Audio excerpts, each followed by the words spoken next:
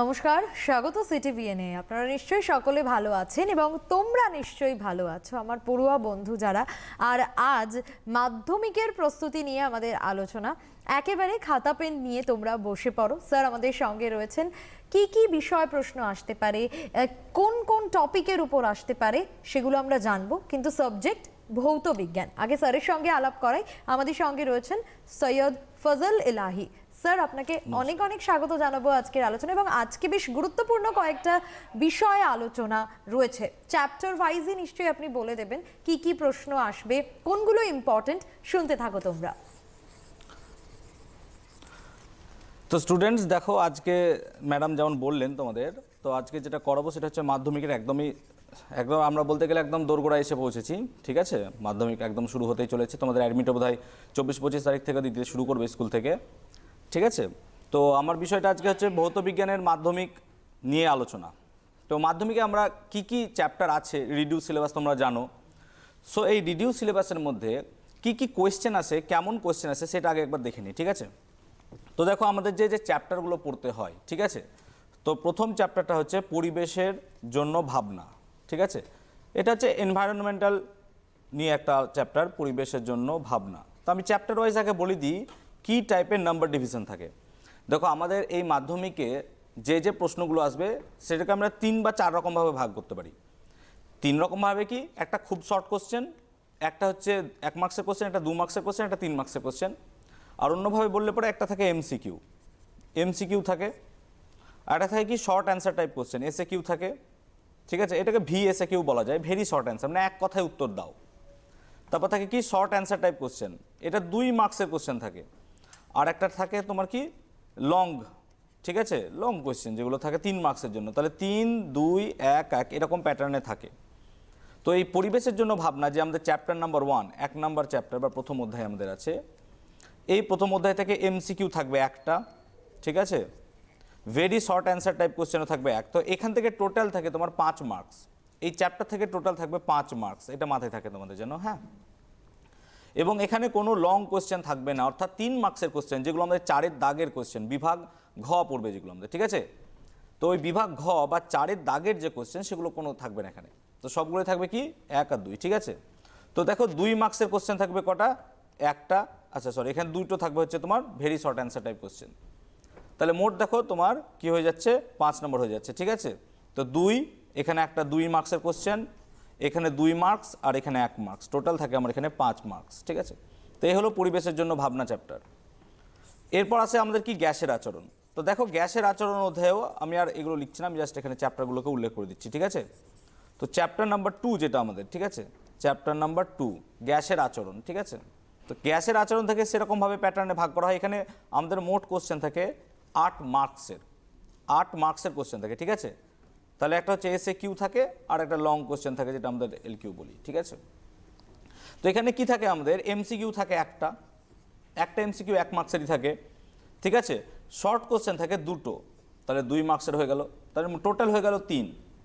আর এখানে কি থাকে, লং কোশ্চেন একটা থাকে 3 মার্কসের, আর একটা শর্ট অ্যান্সার টাইপ কোশ্চেন থাকে। ঠিক আছে, তো এই শর্ট অ্যান্সার টাইপ কোশ্চেনও থাকে একটা।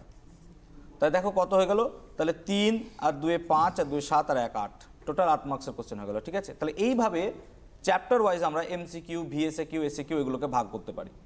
ঠিক আছে, তো আমাদের প্রথম চ্যাপ্টারে থাকলো কত 5, সেকেন্ড চ্যাপ্টারে থাকে 8, এরকম করে যদি ভাঙতে থাকি তারপরের চ্যাপ্টারে থাকে 4, অর্থাৎ রাসায়নিক গণনা এই চ্যাপ্টারে থাকে 4। এই রাসায়নিক গণনা থেকে আমাদের একটা অঙ্ক দেবে পরীক্ষায়, অর্থাৎ এর মাঝে কোনো কোশ্চেন থাকে না, লং কোশ্চেন থাকে একটা 3 মার্কসের, আর একটা থাকে এমসিকিউ 1 মার্কসের। 4 হয়ে গেল, তাই টোটাল চলে গেল আমার 3টে চ্যাপ্টার থেকে 17। বাকি পড়ে থাকে চলতরিৎ থেকে একাই থাকে 17 মার্কস, এবং চলতরিৎ খুব খুব ইম্পর্টেন্ট চ্যাপ্টার, যেহেতু তোমাদের রিডিউস সিলেবাস, সো সেই জন্য এখানে নাম্বারটা কী হচ্ছে, একটু ডিভিশনগুলো বেড়ে গেছে। ঠিক আছে, তো কী হয়েছে এখানে 17 মার্কস তোমার কী থাকবে চলতরিৎ থেকে, এবং 17 মার্কস থাকবে আলো থেকে। এবং এই 17 মার্কসের মধ্যে আমাদের কি থাকে, লং কোশ্চেনগুলো থাকে 3টে করে, অর্থাৎ 3 মার্কসের 3টে করে কোশ্চেন আমরা আলো থেকেও দেখতে পাবো, 3 মার্কসের 3টে কোশ্চেন আমরা চলতরিৎ থেকেও দেখতে পাবো। সো এই জায়গাটা একটা ভাইটাল পয়েন্ট আমাদের, তাই না? তো এই জায়গাটাকে আমাদেরকে গুরুত্ব দিতে হবে। তাহলে এই চলে গেল। তারপর থাকে আমাদের পর্যায় সারণী থাকে 10 মার্কসের। পর্যায় সারণীতে 10 মার্কসের মধ্যে লং কোশ্চেন থাকবে 3। দেখো এমসিকিউ শর্ট কোশ্চেন আমরা মোটামুটি যে যেমন প্র্যাকটিস করছো সবাই বিভিন্ন রকমের টার্গেট হোক বা বিভিন্ন রকমের বই প্র্যাকটিস করছো, আমাদের টেস্ট পেপার দিয়েছে, পর্ষদ থেকে যে টেস্ট পেপার দিয়েছে সবগুলো প্র্যাকটিস করছো, মোটামুটি শর্ট কোশ্চেন সকলেরই ওভারঅল কমন পেয়ে যাবে তোমরা। আমাদের টার্গেট থাকে কি আমাদের যে ব্রড কোশ্চেনগুলো কেমন পাবো, আমাদের অঙ্কগুলো কেমন থাকবে, তাই না? এই নিয়ে আমাদের মূলত আলোচনা থাকে যে স্যার এগুলো কি থাকবে, এগুলো কেমন থাকবে। তো পর্যায় সারণী থেকে 10-এর মধ্যে একটা 3 মার্কসের কোশ্চেন পাবে, ঠিক আছে? আর কি থাকবে তারপরে তোমার হচ্ছে রাসায়নিক বন্ধন। রাসায়নিক বন্ধন থেকে থাকে 14 মার্কস এই বছর রিডিউস সিলেবাস অনুযায়ী, ঠিক আছে? আর তোমাদের তড়িৎ বিশ্লেষণ থেকে থাকবে 15 মার্কস। তাহলে এই হচ্ছে টোটাল নাম্বার ডিভিশন যেটা আমরা এখানে পড়বো, ঠিক আছে? বা আমরা পরীক্ষার জন্য অ্যাপিয়ার হব। তো এই হচ্ছে চ্যাপ্টার ওয়াইজ নাম্বার ডিভিশন, কীভাবে চ্যাপ্টারগুলোকে ভাগ করবো। তো আমাদের প্রথম চ্যাপ্টার যদি পরিবেশের জন্য ভাবনা, দেখো এটা ভূগোলের চ্যাপ্টার। ক্লাসে করানোর সময় আমি বলে দিই তোমাদের যে এই চ্যাপ্টার থেকে সেরকম কি থাকে, একটা দেখলাম শর্ট কোশ্চেন, একটা এমসিকিউ, আর একটা দুটো শর্ট কোশ্চেন, একটা এমসিকিউ আর একটা 2 মার্কসের কোশ্চেন। তো 2 মার্কসের কোশ্চেনগুলো কেমন থাকতে পারে না, তো স্থিতিশীল উন্নয়ন কাকে বলে। তো দেখো কোশ্চেনগুলো এরকম হতে পারে যে স্থিতিশীল উন্নয়ন কাকে বলে, ঠিক আছে? স্থিতিশীল উন্নয়ন কাকে বলে, ঠিক আছে? এটা নিয়ে পড়াশোনা করতে পারি। আমাদের যে বায়ুমণ্ডলের স্তর বিন্যাস আছে, স্তর বিন্যাসগুলো কি কি না, তো প্রথমে ছিল ট্রপোস্ফিয়ার, তারপর ছিল স্ট্র্যাটোস্ফিয়ার, ঠিক আছে? তারপর কি ছিল মেসোস্ফিয়ার, তারপর থার্মোস্ফিয়ার বা আয়নোস্ফিয়ার, তারপর হচ্ছে কি এক্সোস্ফিয়ার, এরকমভাবে ভাগ করেছিলাম আমরা। তো ট্রপোস্ফিয়ারকে আমরা বলি ক্ষুব্ধমণ্ডল, কেন তার কারণ তোমরা পড়বে। স্ট্র্যাটোস্ফিয়ারকে শান্তমণ্ডল বলে, কেন তার কারণ বলবে, ঠিক আছে? তারপর ওজোন স্তর কি, ওজোন গ্যাসের ঘনত্ব কোন এককে মাপা হয়, আমরা জানি ওজোন গ্যাসের ঘনত্ব ডবসন এককে মাপা হয়, ঠিক আছে? তো এই চ্যাপ্টার থেকে এগুলো মোটামুটি আমাদের পড়তে হয় বায়ুমণ্ডল থেকে। এবং এই চ্যাপ্টারের মধ্যে আছে কি শক্তি, মানে আমরা যে দৈনন্দিন জীবনে ব্যবহার করছি শক্তি, সেগুলোকে কিভাবে ক্যাটাগরাইজ করা যায় বা সেগুলোকে কিভাবে ভাগ করা যায়, এবং তার সঙ্গে এগুলো ভবিষ্যতে কিভাবে আমাদের এই জ্বালানি যেগুলো আমাদের জীবাশ্ম জ্বালানি, এই জীবাশ্ম জ্বালানির নির্ভরতাটাকে কিভাবে কাটাতে পারি। তো জীবাশ্ম জ্বালানির নির্ভরতাকে যদি আমরা কাটাতে চাই তাহলে আমাদেরকে কী করতে হবে, অপ্রচলিত শক্তি, যেমন ধরো ইলেকট্রিক ভেহিকল, যেগুলো এখন বর্তমানে স্কুটি বা ইলেকট্রিক কার এগুলো অনেক উঠেছে, ঠিক আছে?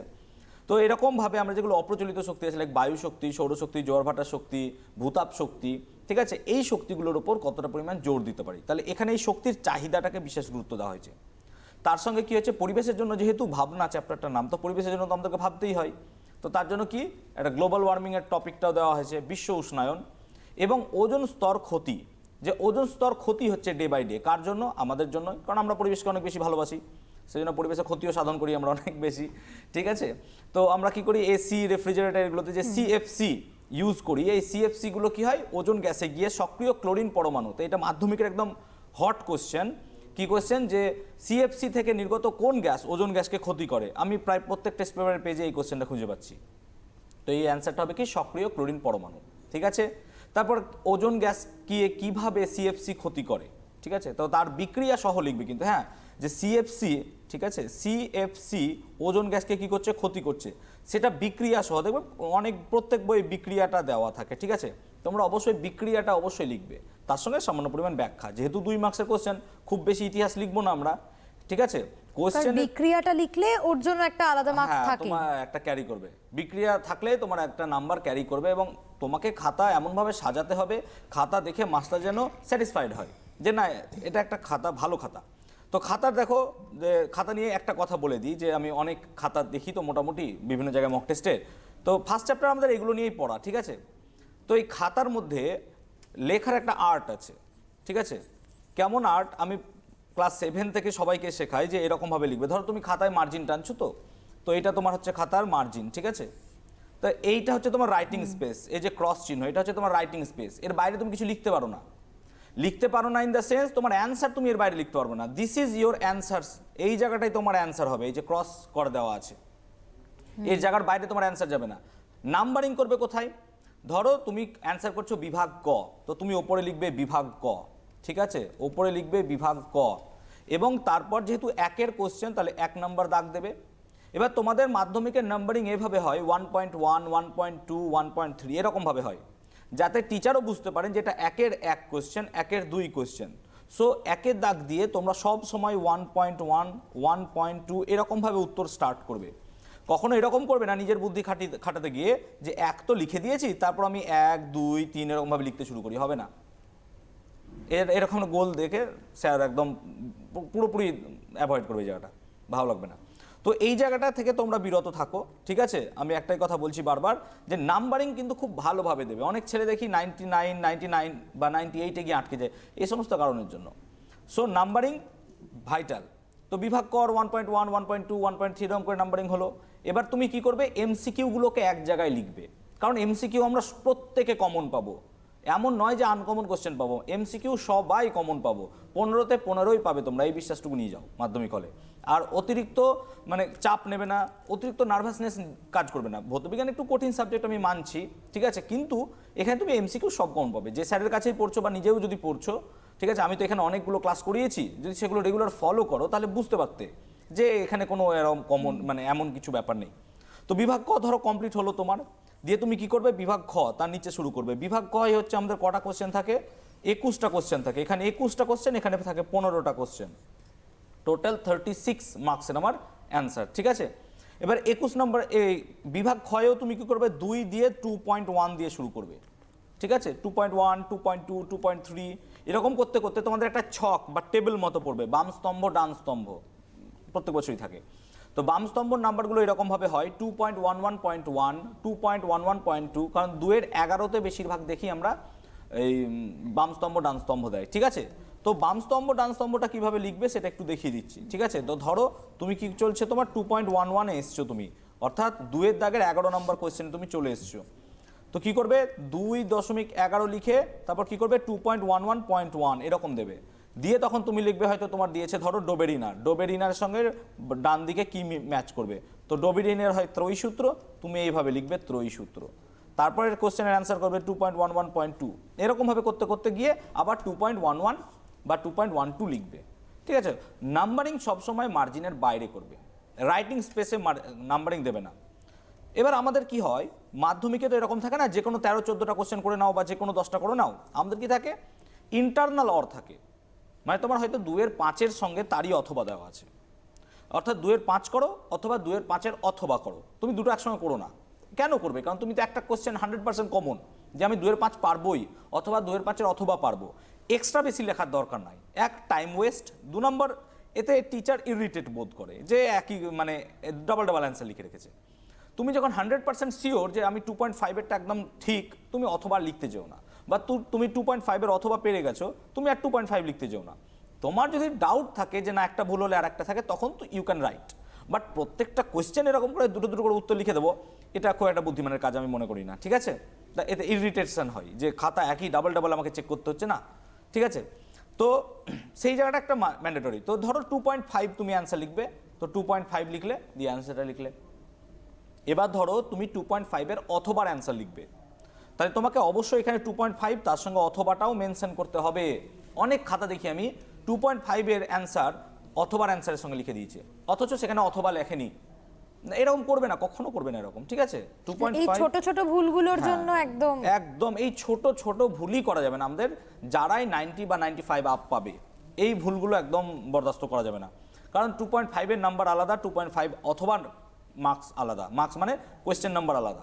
সো এগুলো আমাদেরকে গুরুত্বপূর্ণ। সো বিভাগ ক এবং বিভাগ খ চেষ্টা করবে এক জায়গায় লেখা, কারণ কি এগুলো শর্ট কোশ্চেন, স্যারেরা শর্ট কোশ্চেন পরপর দেখতে বেশি পছন্দ করে, এবং এগুলো খাতার প্রথমেই করবে, শেষের দিকে করো না যে আগে আমি ব্রড কোশ্চেন দিয়ে শুরু করলাম। অনেকের টেন্ডেন্সি থাকে আমি পরীক্ষা নিয়ে যখন সে লাস্ট দিক থেকে শুরু করব না, কেন করবে লাস্ট দিক থেকে শুরু, তোমাকে কোশ্চেন প্রথম দিক থেকে দিয়েছে, তুমি প্রথম দিক থেকেই কোশ্চেন শুরু করবে, অর্থাৎ বিভাগ ক আগে করো, তারপর বিভাগ খ করো। এবার বিভাগ গয়ে যখন তুমি যাবে, ধরো বিভাগ গয়ে আমাদের কি থাকে, 9টা কোয়েশ্চেন থাকে, বিভাগ গ, ঠিক আছে। 9টা কোয়েশ্চেনের মধ্যে এবার ইউ ক্যান চুজ, তুমি যেটা করতে পারো। তুমি আগে মনে হলো 3.2 করবো, তাহলে 3.2 করো, তারপর মনে হলো না আমি 3.5 করবো, 3.5 করো, তোমার মনে হলো 3.8-এর অথবারটা করবো, আমি 3.8-এর অথবারটা করলাম, তাহলে এইভাবে আমি অ্যান্সার করব। কখনো এরকম হবে না যে এর মাঝে এবার একটা একের দাগের এক ভরে দিলাম আমি এমসিকিউ, অর্থাৎ বিভাগ গ লিখতে লিখতে মাঝে একটা এমসিকিউ লিখে দিলাম, করো না এরকম, ঠিক আছে। সব এক জায়গায় রাখবে, বিভাগ গ এক জায়গায় রাখবে। এবার তোমার মনে হলো বিভাগ গ আমি এই মুহূর্তে 9টা কোশ্চেনের মধ্যে 7টা পারছি, 2টো পারছি না, ঠিক আছে, 7টা লিখে বিভাগ ঘ শুরু করে দাও, কারণ 2টো কোশ্চেন তুমি পরে লিখতে পারবে, তখন নাম্বারিং করে আলাদা করে বিভাগ গ করে 3.2 করবে। ঠিক আছে, এরকম নয় যে আমি বিভাগ গ একটা করলাম, তারপর আবার বিভাগ ঘ এর দুটো করে দিলাম, আবার বিভাগ গ, এরকম একদম করবে না। আমি বিভিন্ন জায়গা থেকে খাতা দেখি, তো এইগুলো অনেক এরর পাই।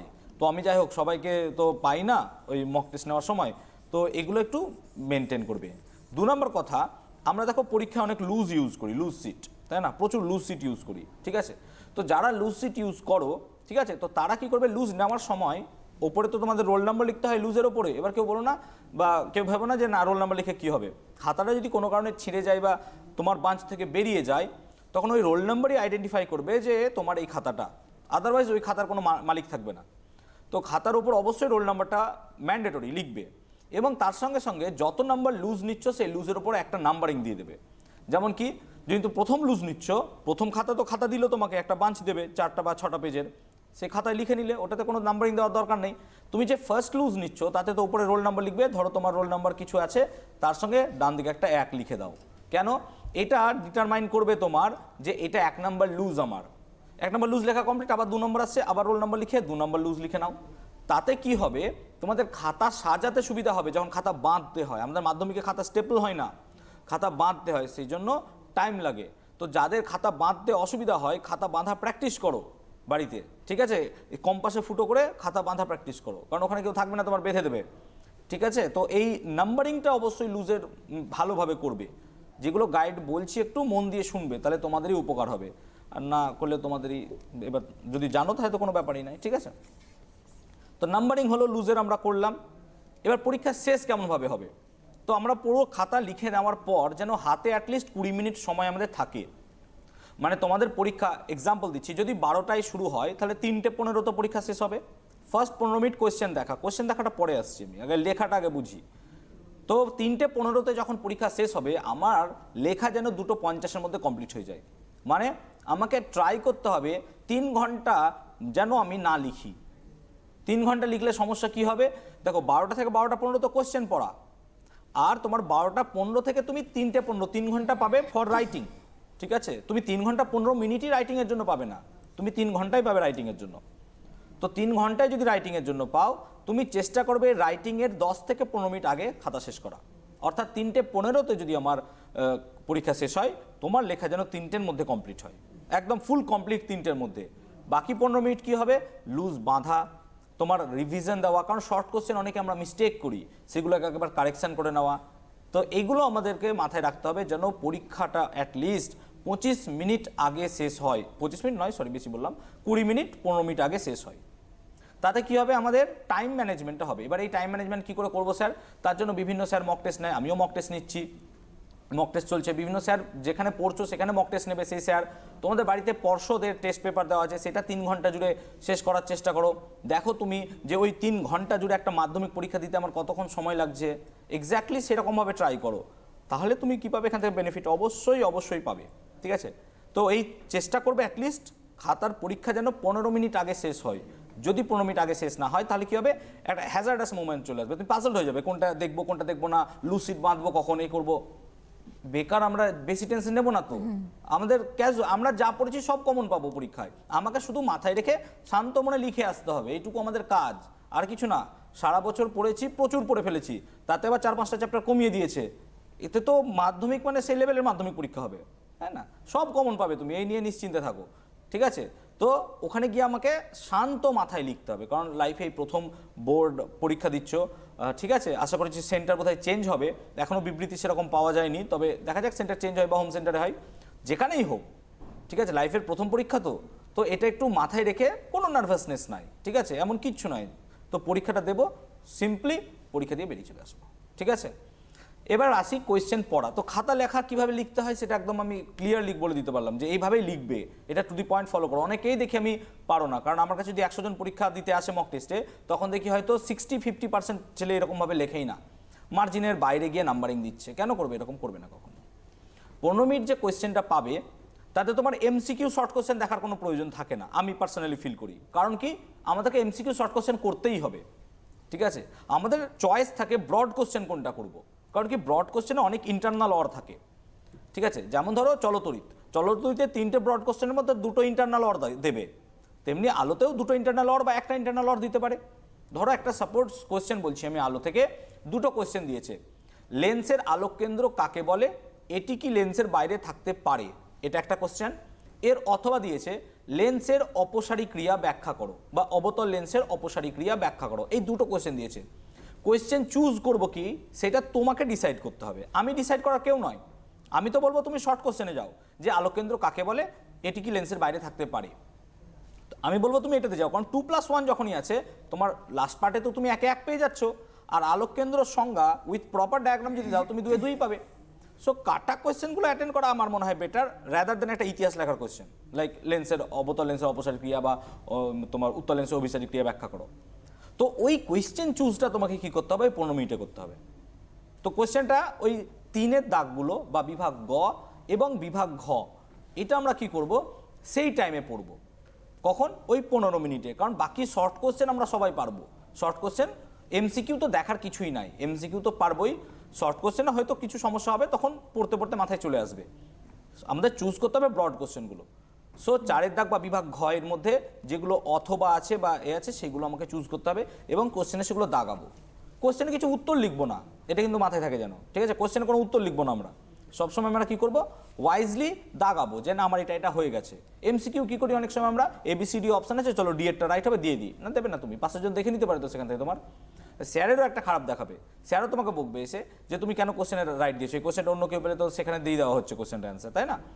তো কোশ্চেনে অ্যান্সার মার্কিং করবে না বা অ্যান্সার লিখবে না, অ্যান্সার লেখার জন্য তোমার ওই খাতা দেওয়া আছে, তুমি সেখানে যত কারিকুতি করার যত ইচ্ছা তোমার এক্সপেরিমেন্ট করার সেখানে করো, তুমি কোশ্চেনে কোনো এক্সপেরিমেন্ট করবে না, সেখানে শুধুমাত্র দাগ দেবে, দাগ দেওয়া হয়ে গেলে তখন তুমি সেগুলো লেখো। তো ওই 15 মিনিটে wise decision to choose which question to be answered, কোন কোয়েশ্চেন আমাকে অ্যান্সার করতে হবে, এটা হচ্ছে আমার ওয়াইজ ডিসিশন, ঠিক আছে? এই নিয়ে 12-এর আমি একবার আসবো, যে 12-এ যেহেতু পরীক্ষা এপ্রিলে আছে, তো 12 নিয়ে এরকম একটা বলবো আমি ভিডিওতে, ঠিক আছে, এই চ্যানেলে। তো এখানে আমাদেরকে মাথায় রাখতে হবে, ঠিক আছে? যেমন চলতরিতে ধরো দুটো কোয়েশ্চেনের মধ্যে একটা অঙ্ক দিয়েছে আর একটা কোয়েশ্চেন দিয়েছে, আমি একটা এক্সাম্পল দিচ্ছি। ধরো কোনো একটা অঙ্ক দিয়েছে যে একটি কোষের 2 প্রান্তের বিভব প্রভেদ ভোল্টেজ দিয়ে দিয়েছে ধরো আমাকে 10 ভোল্ট, ঠিক আছে? আর কি দিয়েছে যে ওই বর্তনীর মধ্যে প্রবাহ মাত্রা কত, প্রবাহ মাত্রা হচ্ছে 2 অ্যাম্পিয়ার, তাহলে বর্তনীর রোধ কত, ঠিক আছে? এবার যদি তার সঙ্গে আরেকটা কোয়েশ্চেন দেয় যে 60 সেকেন্ড টাইমে কত তাপ উৎপন্ন হবে, এই একটা কোশ্চেন দিল যেখানে 1+2 কত তাপ উৎপন্ন হবে, তাহলে কোশ্চেনটা কি বললাম, ধরো একটা কোশ্চেন দিল, কথা মানে বলছি আমি, যে 10 ভোল্ট বিভব প্রভেদের মধ্য দিয়ে 2 অ্যাম্পিয়ার কারেন্ট যাচ্ছে, তাহলে তার রোধ কত, তাহলে 60 সেকেন্ড টাইমে ওই রোধের মধ্য দিয়ে কত তাপ উৎপন্ন হবে। তাহলে অঙ্কটা যদি করি আমি, এখানে V = IR এই ফর্মুলা দিয়ে R সমান আমি V/I করে কি করতে পারি, V হচ্ছে 10 আর 2 আমি 10 লিখি, ঠিক আছে? তো 10/2 সমান 5 ওম। এবার আমরা কি জানি H = I²RT যদি জুলে বার করি, তাই না? তাহলে বাস I তো 2, তার মানে 4 × 5 × 60, so you can calculate this. তো এই অ্যান্সারটা করা বেটার না তোমাকে যদি এখন বলে ফ্যারাডে ও লেঞ্জের সূত্রগুলি লেখো, ওয়াইজ ডিসিশন কোনটা? এইটা ওয়াইজ ডিসিশন। এবার তোমার যদি মনে হয় যে না আমি 100% শিওর যে ফ্যারাডের সূত্র আমার পয়েন্ট টু পয়েন্ট মনে আছে, কোনো ভাষা কোনো ভুল হবে না, যেমন ফ্যারাডের সূত্র কি, কোনো বদ্ধ কুণ্ডলীর সঙ্গে জড়িত চৌম্বক প্রবাহের, এই যে চৌম্বক প্রবাহ এই কথাটা ইম্পর্টেন্ট, বদ্ধ কুণ্ডলী এই কথাটা ইম্পর্টেন্ট, অনেকে লিখে না বদ্ধ কুণ্ডলী, কোনো কুণ্ডলীর সাথে, আরে বাবা বদ্ধ কুণ্ডলী হতে হবে সেটাকে, ঠিক আছে? তো বদ্ধ কুণ্ডলীর সাথে জড়িত চৌম্বক প্রবাহের পরিবর্তন হলে পরে তাতে একটা তড়িৎচালক বল আবিষ্ট হয়, এবং এই তড়িৎচালক বল ততক্ষণ থাকে যতক্ষণ ওই চুম্বক বা কোনো চৌম্বক ক্ষেত্র বা চৌম্বক প্রবাহ এবং ওই পরিবাহের মধ্যে একটা আপেক্ষিক গতি সৃষ্টি হয়, ততক্ষণ থাকবে। তো এইখানে যদি তুমি কোনো লাইন মিস্টেক করে যাও তাহলে তো তোমার 3-এর নাম্বারটা হাফ কেটে 2.5 হয়ে যাবে, আবার যদি লেঞ্জের সূত্রে কোনো জায়গায় মিস্টেক করো তাহলে সেখান থেকে কেটে 2 হয়ে যাবে। তো এরকম করে যদি তোমার ব্রড কোশ্চেনের নাম্বার কাটতে থাকে তাহলে তো তুমি তো ভালো স্কোর করতে পারবে না, ঠিক আছে? তো সেই জন্য ওয়াইজ ডিসিশন কী হয়, যদি আমি অঙ্ক কমন পেয়ে যাই, ঠিক আছে, তো অঙ্কগুলো আমাদের এখানে করতে হয়, ঠিক আছে? তো আমরা যারা আছে অঙ্ক নিশ্চয়ই প্রত্যেকে করেছো, দেখো চলতরিৎ থেকে অ্যাটলিস্ট, যারা এখনও করনি আর বেশি সময় নেই, চলতরিৎ থেকে অ্যাটলিস্ট তোমরা চেষ্টা করবে বিভিন্ন টাইপের মোট 50টা অঙ্ক ট্রাই করতে, ঠিক আছে? চলতরিৎ থেকে তোমাকে 50টা মতো অঙ্ক ট্রাই করতেই হবে বিভিন্ন প্যাটার্নের, ঠিক আছে? আমি ক্লাসে করিয়ে দিয়েছি, আমার যে স্টুডেন্ট দেখছো তারা হয়তো পারবে, 50টা স্টুডেন্ট তোমাকে এই 50টা অঙ্ক তোমাকে ট্রাই করতেই হবে, ঠিক আছে? গ্যাসের আচরণ থেকে তোমাকে অ্যাটলিস্ট 30-35-30টা অঙ্ক করতে হবে, রাসায়নিক গণনা থেকে তোমাকে 40টা অঙ্ক করতেই হবে। তো 30 + 40 + 50 মোট 120টা অঙ্ক তোমাকে করতেই হবে, সারা বছর এই অঙ্ক তোমাকে করতেই হবে। আমি যখন চ্যাপ্টার পড়াই সেই চ্যাপ্টারের প্রথমেই এই 30টা অঙ্ক করা, যেমন গ্যাসের আচরণ, যারা এখন মাধ্যমিক পড়ছো তাদের বোধহয় জানো তোমরা যে গ্যাসের আচরণের 30টা কোশ্চেন আমাদের কমপ্লিট হয়ে গেছে করা অঙ্ক। রাসায়নিক গণনার 40টা অঙ্ক করা হয়ে গেছে, তার বেশি করেছি, তো কম করাইনি আমি। তো তোমরা যারা এখন তো আর পেরে উঠতে পারবে না, তো তোমরা কি করবে, অঙ্কগুলো খাতায় না করে একবার অঙ্কগুলো চোখ বোলাও। যেমন গ্যাসের আচরণে কি 3-4টে সূত্র আছে, বয়েলের সূত্র P1 V1 = P2 V2, আমি একটু লিখে দিই তাই সুবিধা হবে। তো P1 V1, দেখো কোয়েশ্চেন চুজের ওয়াইজ ডিসিশনটা তোমাকে নিজেকে নিতে হবে, ঠিক আছে? এখানে আমাদের কিচ্ছু বলার নাই, কেউ কিছু বলতে পারবে না। তুমি যেটা মনে হয় যে আমি এখানে পারদর্শী, I can score the highest, you can go for it, তোমার এখানে তুমি যেতে পারো। বাট ওয়াইজ ডিসিশন কি, শর্ট কোশ্চেনে যাও, যেখানে পার্ট কোশ্চেন আছে সেখানে যাও। মোটরের কার্যনীতি লেখো, তুমি কেন ইতিহাস লিখবে মোটরের কার্যনীতি? যদি অপশন পাও তার বিরুদ্ধে যে ওহমের সূত্রটি লেখো, এখান থেকে রোধের সংজ্ঞা দাও, you can go for it, ঠিক আছে? তো ওখানে ওয়াইজ ডিসিশন এরকম চুজ করা। আর অঙ্কের ক্ষেত্রে তো মার্কস কাটা যাওয়ারও কোনো বিষয় নেই যদি না, ঠিক হয় হ্যাঁ, একেবারে। একদম একদম একদম। তুমি যদি অঙ্ক দেখো, তো অঙ্ক যদি তুমি ঠিক করো, তাই তো তোমার একদম কতক্ষণ লাগবে একটা অঙ্ক করতে, তাই না? তো অঙ্ক করতে, তো দেখো তোমাদের অঙ্কটা কিভাবে করতে হয়, একটা অঙ্ক আমি দেখিয়ে দিচ্ছি, ঠিক আছে? তো ধরো কোনো একটা অঙ্ক দিয়েছে, আমি সহজ একটা অঙ্ক নিচ্ছি। 76 সেন্টিমিটার পারদ চাপে কোনো গ্যাসের আয়তন 500 সেন্টিমিটার কিউব হলে 19 সেন্টিমিটার Hg চাপে ওই গ্যাসের আয়তন কত? ঠিক আছে, দেখো এখানে উষ্ণতার কোনো গল্প দেয়নি অঙ্কটাতে, তাই না? কোনো উষ্ণতার গল্প দেয়নি, তাহলে যখন উষ্ণতার কোনো গল্প নেই, তাহলে এই অঙ্কটা নিশ্চয়ই আমার বয়েলের সূত্র দিয়ে হবে। তাহলে এর সলিউশনটা কীভাবে করব, তাই না? এর সলিউশনটা কীভাবে করব? তো দেখো এখানে এইভাবে লিখবো, প্রাথমিক চাপ, বা তার আগে লিখে নেবো দেওয়া আছে, ঠিক আছে? আমি কালিটা চেঞ্জ করে দিই, তাহলে তোমাদের দেখতে সুবিধা হবে, ঠিক আছে? তাই সলিউশনটা এইভাবে করব, দেওয়া আছে, কারণ এগুলো তোমাকে প্রোভাইডেড, ঠিক আছে, গিভেন। কি কি দেওয়া আছে দেখো, প্রাথমিক চাপ এর ব্র্যাকেটে P1 = 76 cmHg, প্রাথমিক আয়তন V1 = কত, 500 সেন্টিমিটার কিউব। আর কি, অন্তিম চাপ, ফাইনাল চাপটাও তোমাকে দিয়ে রেখেছে, P2 কত, 19 সেন্টিমিটার Hg। তাহলে এখানে কি হবে, আর নিচে জায়গা নেই, না লিখে দিতাম অন্তিম ভলিউম কত, বা অন্তিম আয়তন V2 = কোয়েশ্চেন মার্ক। তাই দেখো P1 V1 P2 V2, এই তো ফর্মুলা। তাহলে এর পরের স্টেপ কী হবে, অঙ্কটা আমি মিটিয়ে দিচ্ছি, তোমরা বোধহয় ইউটিউবে এটা পেয়ে যাবে, তো সেখানে দেখে নিতে পারো এটা, ঠিক আছে? এবার পজ করে, আশা করি এতক্ষণ অঙ্ক তোমাদের টোকা হয়েও গেছে যারা দেখছো। তো এবার কি লিখবো আমরা, এখানে অন্তিম চাপ লিখলাম, এবার কি লিখবো, অন্তিম আয়তন V2 = কোয়েশ্চেন মার্ক। কেন, এটা আমরা জানি না। এবার লিখবে কি, আমরা জানি, কারণ এবার আমরা জানি, কি জানো, জানি না কতজন জানো, কিন্তু জানো বয়েলের সূত্র, আমরা জানি বয়েলের সূত্র লেখার দরকার পড়বে না, আমরা জানি P1 V1 = P2 V2। এবার তুমি এখানে লিখতে পারো বয়েলের সূত্র থেকে পাই, ব্র্যাকেটে বয়েলের সূত্র থেকে পাই হলো। এবার তুমি মান বসাও, বাকিগুলো মিটিয়ে দিচ্ছি, আশা করি তোমাদের টাকা হয়ে গেছে, ঠিক আছে? তো P1 এর মান কত ছিল, P1 ছিল 76, V1 কত ছিল 500, P2 কত, P2 হচ্ছে 19 করেছিলাম বোধহয় আমি, আর V2 কোয়েশ্চেন মার্ক, বাস রেখে দিলাম। এবার V2 = কত হবে, দেখো এখানে আমি কি করতে পারি, 19কে 76কে 4 দিয়ে কাটতে পারি নাকি, তার মানে কি হবে, 19 4 5 200, 2000, তাহলে এখানে আর ইউনিট লিখবো না। এবার V2 = 2000 রেখে দেবো। অনেকে কি করে, এখানে ইউনিট লিখে দেয়, আরে বাবা তুমি তো এখানেও ইউনিট লেখোনি, তো তুমি এখানে ইউনিট কোথা থেকে পেলে? এই মিস্টেকগুলো করবে না কখনো, নেভার, ঠিক আছে?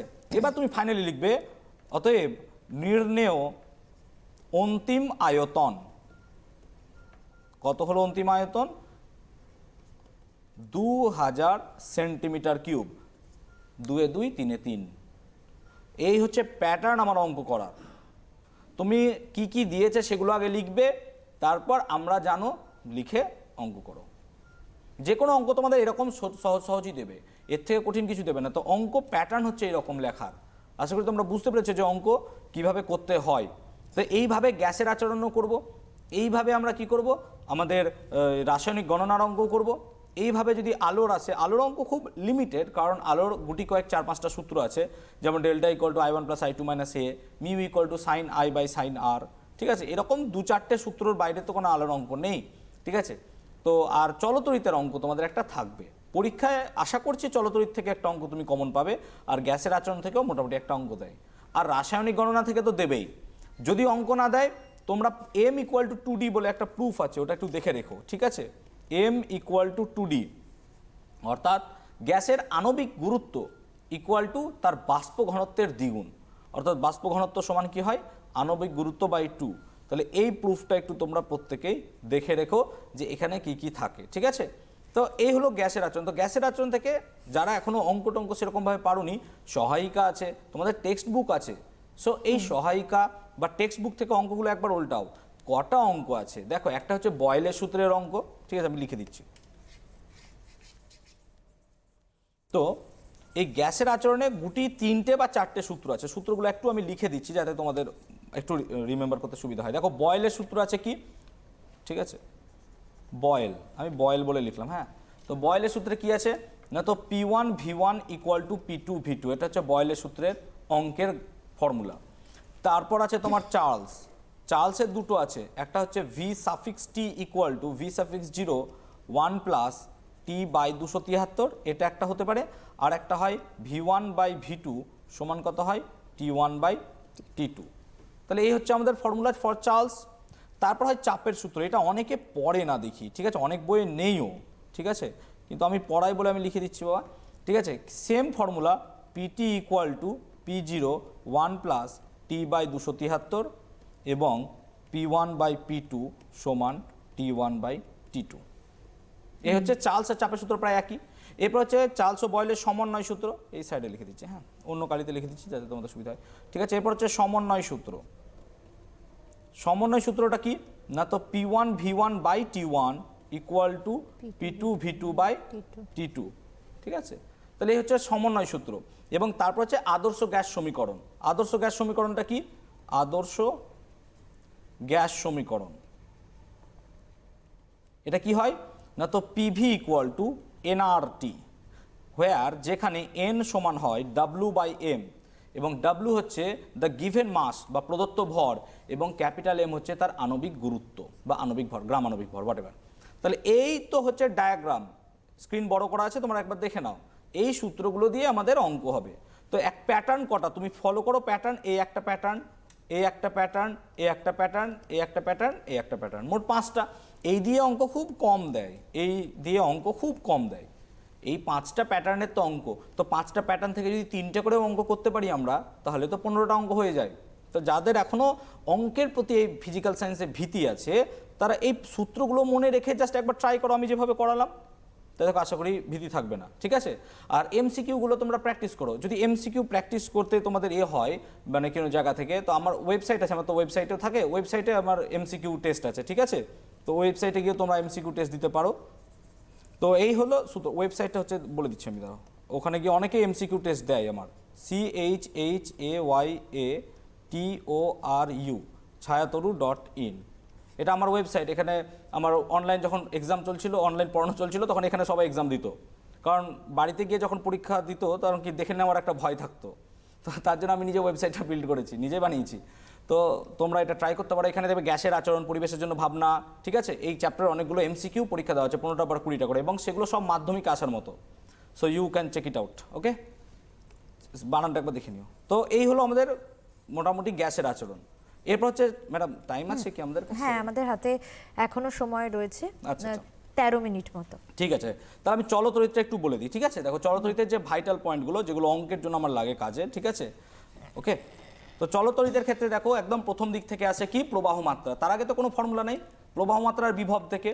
তো বিভব যদি V হয়, আর কৃতকার্য যদি W হয়, আর আধান যদি Q হয়, তো একটা প্রথম ফর্মুলা হচ্ছে W ইকুয়াল টু VQ।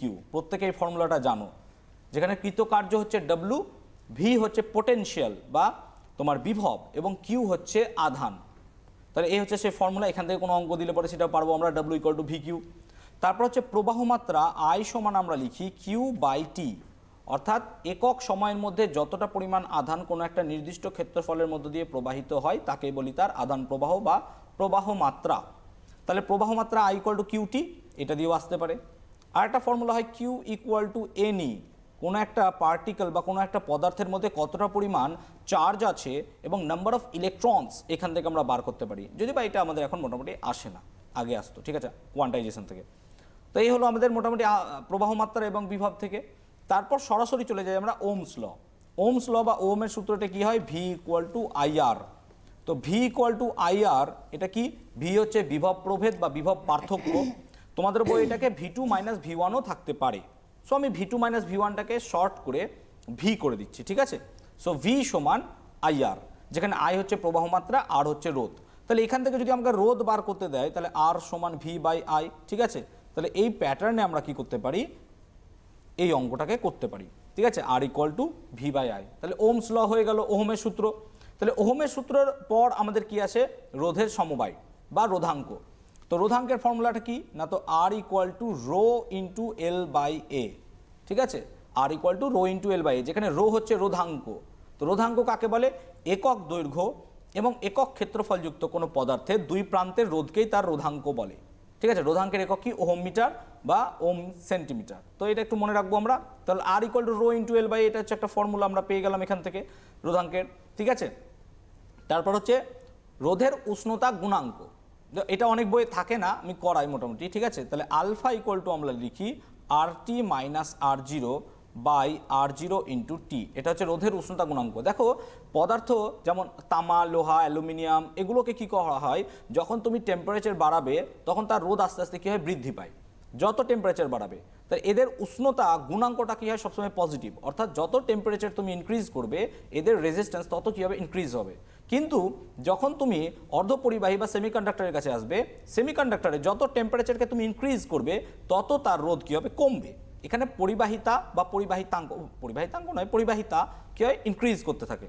তো যেমন সিলিকন, জার্মেনিয়াম হচ্ছে আমাদের অর্ধপরিবাহী, আবার কপার, এজি, এইউ, এগুলো সব হচ্ছে আমাদের কি নর্মাল পরিবাহী, ঠিক আছে। তাহলে এই হলো। এরপর হচ্ছে রোধের সমবায়, যেটা সবচেয়ে ইম্পর্টেন্ট। সমান্তরাল সমবায়ের ক্ষেত্রে তুল্য রোধ হয় 1/r equal to 1/r1 plus 1/r2 plus 1/r3, এরকম করে ডট ডট চলতে থাকে। তাহলে এটা হচ্ছে সমান্তরাল সমবায়ের তুল্য রোধ। এবার ধরো দুটো রোধ, আমি এখানে জাস্ট একটু দেখিয়ে দিচ্ছি, হ্যাঁ। দুটো রোধকে যদি আমরা সমান্তরাল সমবায়ে যুক্ত করি, ঠিক আছে, তাহলে তাদের তুল্য রোধের ফর্মুলা কত হয়, আমি এখানে লিখি না, এখানে লিখছি, হ্যাঁ। তাহলে তাদের তুল্য রোধের ফর্মুলা হয় R equal to R1 into R2 by R1 plus R2, এটা মাথায় রাখবে। দুটো রোধ যদি পরস্পর সমান্তরাল সমবায়ে থাকে তাহলে তাদের তুল্য রোধের ফর্মুলা হয় এটা। এরপর শ্রেণী সমবায়, শ্রেণী সমবায়ের ক্ষেত্রে তুল্য রোধ কত হয় না, তো R equal to R1 plus R2 plus R3 plus dot dot চলতে থাকে, ঠিক আছে। তাহলে এই হচ্ছে সমান্তরাল সমবায় এবং শ্রেণী সমবায়ের ক্ষেত্রে তুল্য রোধের রাশিমালা। তাহলে এখান থেকে আমরা সেই রোধ সম্বন্ধে আমরা মোটামুটি পড়ে নিতে পারবো। এরপর হচ্ছে কি আমাদের তড়িৎ ক্ষমতা। তো দেখো তড়িৎ ক্ষমতা জিনিসটা কি না, তো একক সময়ে কোনো যন্ত্র যতটা পরিমাণ শক্তি ব্যয় করে তাকে বলা হয় তার তড়িৎ ক্ষমতা। যেমন কোনো একটা হিটার চলছে, তার ক্ষমতা 2000 ওয়াট, আবার একটা এলইডি বাল্ব চলছে, তার ক্ষমতা 9 ওয়াট। মানে কি, যে হিটারটা 1 সেকেন্ডে 2000 জুল শক্তি খরচ করছে, whereas দ্য এলইডি ল্যাম্প 1 সেকেন্ডে কী করছে, 9 জুল মাত্র শক্তি খরচ করছে। তো শক্তির দিক দিয়ে আমার এলইডি অনেক সাশ্রয়ী হয়ে যায় যদি বাল্ব বা আলো জ্বালানোর দিক দিয়ে দেখো, ঠিক আছে। তো এক্ষেত্রে পাওয়ার সমান লিখতে পারি আমরা কি, ভি স্কোয়ার বাই আর, দেখা যাচ্ছে নাকি চ্যানেলের লোগোতে বোধহয় কেটে যাবে, ঠিক আছে। P equal to V square by R, অথবা পি সমান আই স্কোয়ার আর। তারপর আছে কি জুলের সূত্র, এর আগে জুলের সূত্র যদিও বা থাকে, জুলের সূত্রটা কি না, তো এইচ সমান I square R T by J, এটা হচ্ছে জুলের সূত্র, ঠিক আছে। H equal to I square R T by J. এবার মাধ্যমিকের জন্য জুলের সূত্র ভীষণ কমন, যে জুলের সূত্রটি লেখো। তো দেখো জুলের সূত্র দুটো রূপ আছে, একটা জুলের সূত্র প্রুফ করো, জুলের সূত্রটাকে প্রমাণ করো, আর একটা হতে পারে জুলের সূত্রটাকে কি করো, তুমি ব্যাখ্যা করো বা বিবৃতি করো, তো দুটোর ক্ষেত্রে হতে পারে। তারপর কি হচ্ছে, কোনো একটা বাড়িতে যতটা পরিমাণ ইলেকট্রিসিটি মানে যন্ত্র চলছে তাদের যদি ক্ষমতা বলে দেয় তাহলে কতটা পরিমাণ ইউনিট আসছে সেটা হিসাব করার অঙ্ক না, তো বিওটি কতটা পরিমাণ বিওটি নষ্ট হচ্ছে সেটা হচ্ছে কি, তার পাওয়ার যদি ওয়াটে থাকে, বারবার বলছি, পাওয়ার যদি ওয়াটে থাকে বাই 1000, পাওয়ার যদি ওয়াটে থাকে, ওয়াট, তাহলে 1000 দিয়ে ভাগ করো এবং তার একেবারে, সঙ্গে স্যার একটু থামাবো, তার কারণ হচ্ছে একজন ফোনে রয়েছেন আমাদের আচ্ছা, সঙ্গে, ঠিক আছে। আমাদের পড়ুয়া বন্ধু। নমস্কার, কে বলছো? আমি অতনু দাস, ঝাড়গ্রাম ডিস্ট্রিক্ট থেকে বলছি। একটু জোরে বলো। শোনা যাচ্ছে না, একটু জোরে বলো। আমি অতনু দাস, ঝাড়গ্রাম ডিস্ট্রিক্ট থেকে বলছি। আচ্ছা, কি প্রশ্ন রয়েছে তোমার? 290 কে তাপমাত্রায় ও স্থির চাপে 0.184 গ্রাম H2 যত আয়তন দখল করে, ওই একই চাপে 25 ডিগ্রি সেলসিয়াস তাপমাত্রায় 3.7 গ্রাম একটি গ্যাস সমায়তন দখল করে। গ্যাসটির আণবিক গুরুত্ব কত? আমি ঠিক বুঝতে পারলাম না কোশ্চেনটা, একটু জোরে বলতে হবে, একটু জোরে বলো। কোশ্চেনটা বুঝতে পারছি না, কথা আসছে না। 90 কে তাপমাত্রায় ও স্থির চাপে 0.184 গ্রাম H2 যত আয়তন দখল করে, ওই একই চাপে 25 ডিগ্রি সেলসিয়াস তাপমাত্রায় 3.7 গ্রাম অপর একটি গ্যাস সমায়তন দখল করে। গ্যাসটির আণবিক গুরুত্ব কত?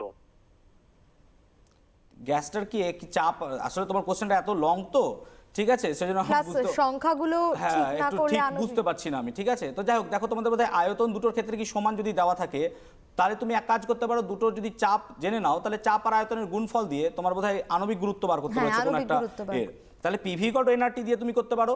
যদি দুটোর ক্ষেত্রে পিভিটাকে ইকুয়াল করে দাও, তাহলে N1 RT equal to N2 RT হয়ে যাবে। তাহলে N1 এর জায়গায় কি আমরা W1/M1 লিখতে পারি, যেটা আমাদের নুন বা যেটা আমরা জানি। আর একটা ক্ষেত্রে কি করতে পারি, W2/M2, এই M2টাকে আমাকে বার করতে হবে। আর উভয় ক্ষেত্রে আর আর পরস্পর ক্যান্সেল আউট হয়ে যাবে। দুটোর টেম্পারেচার যেহেতু দেওয়া আছে T1 T2 আমরা বার করে নিতে পারবো। তোমার কোশ্চেন এক্স্যাক্টলি আমি ভাই বুঝতে পারিনি, সত্যি কথা, নাহলে আমি হয়তো করে দিতাম, ঠিক আছে। আর আমার কাছে টাইমও একদম বোধহয় বেশি হ্যাঁ, নেই আমাদের হাতে আর যে 4 আমাকে মিনিট। এটা একটু করে দিতে হবে। তো ওই অঙ্ক নিয়ে এখন আমি আর সময় wait স্যার করছি না। আরো একবার থামাবো, আরো একজন পড়ুয়া বন্ধু রয়েছেন আমাদের সঙ্গে। নমস্কার, কে বলছো? হ্যালো কে বলছো? হ্যালো, আমি রঞ্জনা রানা বলছি পশ্চিম মেদিনীপুর থেকে। কি প্রশ্ন রয়েছে স্যারের কাছে? বাণিজ্যিক জিঙ্কে 35% অশুদ্ধি আছে, এরূপ 50 গ্রাম জিঙ্ক অতিরিক্ত পরিমাণ পাতলা সালফিউরিক অ্যাসিডের সঙ্গে বিক্রিয়া করে কি পরিমাণ হাইড্রোজেন উৎপন্ন করবে? ঠিক আছে, তোমার প্রশ্নের উত্তর প্রান্তিকের বয়স যদি তোমার কাছে থাকে, প্রান্তিকের বইয়ের টেক্সট বুকের এই কোশ্চেনটা যদি কোনো পর্ষদ বা কোনো জায়গা থেকে পেয়ে থাকো, ঠিক আছে। প্রান্তিকের যদি কোনো না বন্ধু- স্যার, আমরা কোনো বইয়ের নাম করব না আচ্ছা, এখানে। আচ্ছা, আচ্ছা। তো যাই হোক, তো শুনতে থাকো। ঠিক আছে, যাই হোক, আমার মিস্টেক হয়েছে তাহলে, ঠিক আছে, আমি এটা জানতাম না একদমই। তো যাই হোক, দেখো তোমার অঙ্কটা কি হচ্ছে বলো তো, 35%, তাহলে আমি বলে দিই 35%, আমার কাছে টাইম বোধহয় একদমই নেই, তাই না, চ্যাপ্টারটা হয়তো একদম। কমপ্লিট হয়ে যাবে না। তো যাই হোক, 35% যে অশুদ্ধি আছে, দেখো অ্যাকচুয়াল যে জিঙ্ক বিক্রিয়া করে, আমি এটা মিটিয়ে দিচ্ছি, ঠিক আছে।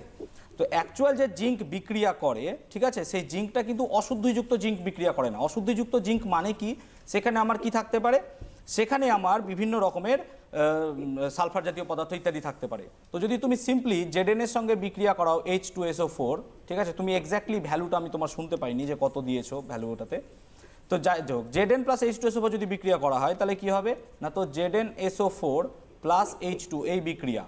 এবার ধরো Zn কত হয় 63, আমি গোটা মান নিলাম, হ্যাঁ 63.5 হতে পারে বা 65, আমি একটা নাম্বার চুজ করলাম 63, ঠিক আছে। আর H2 কত, ধরো H2 হয় 2 গ্রাম। এবার ধরো তোমাকে বলেছে 8 গ্রাম তৈরি করতে হবে, তাই তুমি যদি এটাকে ঐকিক নিয়মে করতে চাও, যে কি হবে, 2 গ্রাম H2 তৈরি করতে লাগে 63 গ্রাম H2SO4, ঠিক আছে। তাহলে 1 গ্রাম কত লাগবে, 63/2, এবং তোমার কত বার করতে বলেছে 8 গ্রাম। তাহলে 8 গ্রাম বার করতে কত লাগবে, 63 × 8/2, তাহলে 2/4, সো কত থাকে, 3 4 12 2 হাতে 4 4 24, 252 গ্রাম। তাহলে দেখো 252 গ্রাম তোমার প্রয়োজন হচ্ছে, ঠিক আছে, জিঙ্ক। কিন্তু আমার জিঙ্কের 35% অশুদ্ধি আছে। তার মানে আমরা বলতে পারি যে 65 গ্রাম জিঙ্ক থাকে 100 গ্রাম অশুদ্ধ জিঙ্কে, তাই তো হওয়া উচিত। 35% মানে তো তাই বোঝা যায়, আশা করি এটা টুকে নিয়েছো, ঠিক আছে, মিটিয়ে দিচ্ছি। দেখো 35% অশুদ্ধ মানে কি, তোমার জিঙ্কটা 65% পিওর। তার মানে আমরা এভাবেও লিখতে পারি যে 65 গ্রাম জিঙ্ক থাকে 100 গ্রাম অশুদ্ধ জিঙ্কে। আমাকে অশুদ্ধ জিঙ্কটাই তো বার করতে বলেছে, কতটা পরিমাণ অশুদ্ধ জিঙ্ক লাগবে আমার। তাহলে এবার তুমি কি করো, 1 গ্রাম জিঙ্কে থাকে কত, 100/65 অশুদ্ধতে, ঠিক আছে। আর তুমি বার করে এবার 252 কত থাকবে, তাহলে 252 × 100/65, নাও ইউ ক্যান ক্যালকুলেট। এবার তোমার যে ভ্যালু দিয়েছে তুমি সেই জায়গায় রেসপেক্টিভ তোমার ভ্যালুগুলোকে বসিয়ে অঙ্কটা করে নিতে পারো। আশা করি ক্লিয়ার হয়েছে, ঠিক আছে? তো যাই হোক, যেটা বলছিলাম আমি H = I²RT এটা নিয়ে। তো কোনো একটা বাড়িতে ধরো বিদ্যুৎ চলছে, যে অঙ্কটা আমি একটু বোঝাচ্ছিলাম, কারণ এই অঙ্কটা এবার মাধ্যমিকের জন্য ভীষণ ভীষণ ইম্পর্টেন্ট, ঠিক আছে? পরীক্ষায় প্রায় দেবেই ধরো এরকম অঙ্ক একটা। তো আমি জাস্ট অঙ্কটার যে কোনো একটা রূপ দেখাচ্ছি, বিভিন্নভাবে অঙ্কটাই করা যায়। যে একটি বাড়িতে কি হচ্ছে, দুটি 60 ওয়াটের দুটি বাতি চলছে প্রত্যেক দিন 5 ঘন্টা করে, এবং 4টি 100 ওয়াটের, তোমরা নিজেরা এটা ক্যালকুলেট করতে পারবে যে তোমাদের বাড়িতে কত বিল আসছে। 4টি 100 ওয়াটের বাতি, এই ফ্যান চলছে ধরো প্রত্যহ 5 ঘন্টা করে, এরকম করে তিনি 30 দিন চালালেন। তাহলে কতটা পরিমাণ তোমার বিল বা কত ইউনিট খরচ হবে? তো দেখো, আমাকে ইউনিট ক্যালকুলেট করতে হয় BOT বা বোর্ড অফ ট্রেড ইউনিট দিয়ে। তো বোর্ড অফ ট্রেড ইউনিট কীভাবে বার করতে হয় সেটা শিখিয়ে দিচ্ছি।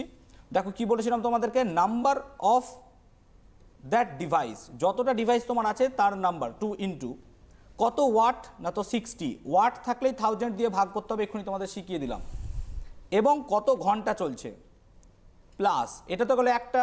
2 নম্বরের ক্ষেত্রে সেম হবে, কত না তো 4 দেখো ইন্টু 100/1000 ইন্টু কত 5।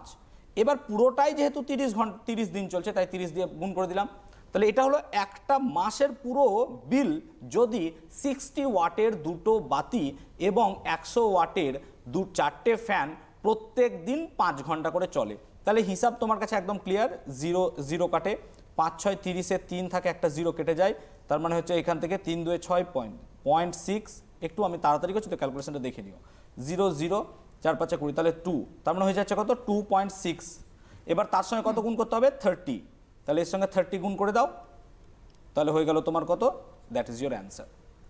তাহলে এইভাবে আমরা কি করতে পারি, কতটা পরিমাণ BOT বা শক্তি খরচ হবে। এবার তোমাকে যদি বলে দেয় 1 BOT ইউনিট মানে 7 টাকা বা 6 টাকা, তাহলে এর সঙ্গে আরো 6 টাকা গুণ করে দাও, তাহলে তুমি কতটা পরিমাণ তোমার বিল আসবে after 1 month you can calculate through this method. এই মেথডের সাহায্যে।